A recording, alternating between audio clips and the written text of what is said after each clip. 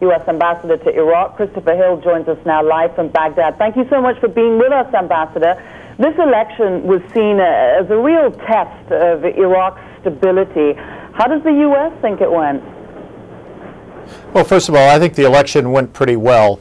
We had monitors throughout the country, teams in all parts of the country, and they all reported very good turnout, and they reported a pretty peaceful situation out there. And I must say, as someone who was living here in the green zone, there were no mortars and no rockets that I heard reported. So we are not aware of that sort of problem we've heard in the media. I will say that we do have a difficult process ahead, as President Obama said. First, they need to announce the results and then get on with the process of forming the government.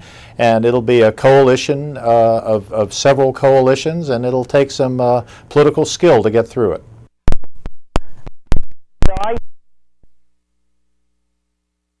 For months of turmoil ahead, the jockeying, the wrangling, and the tensions around that.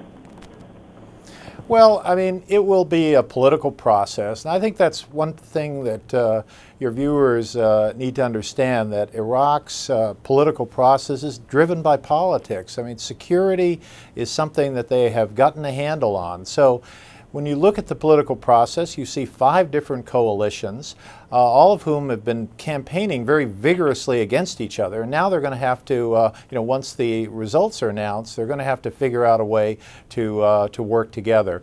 They've done it before. I'm sure they'll do it this time. But the question is, we'd like to see them do it earlier rather than later.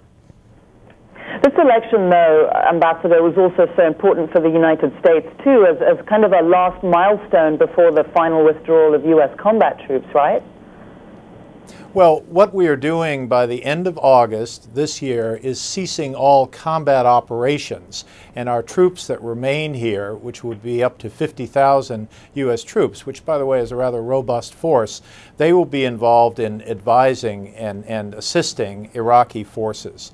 So what I think is important for us is not so much the troop issue, but rather, can Iraq have a successful election? Can it have a government formation? Because we would like to have a long-term relationship with this very important, very strategic country in the Middle East. Nouri al-Maliki had said earlier that if the security situation were to deteriorate, he may ask U.S. troops to stay on. Have you had those kinds of conversations with officials there?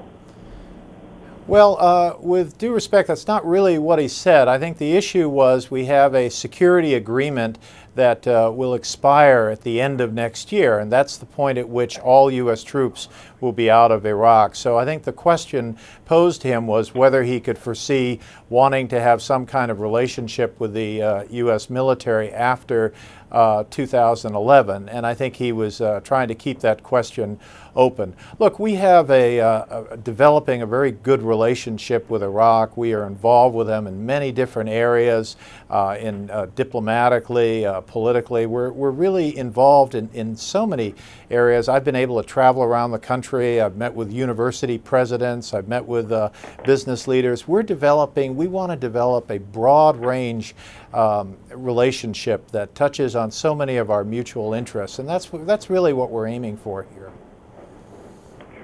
U.S. Ambassador to Iraq, Christopher Hill, live from Baghdad. Thanks so much for being with us today, Ambassador. Appreciate it.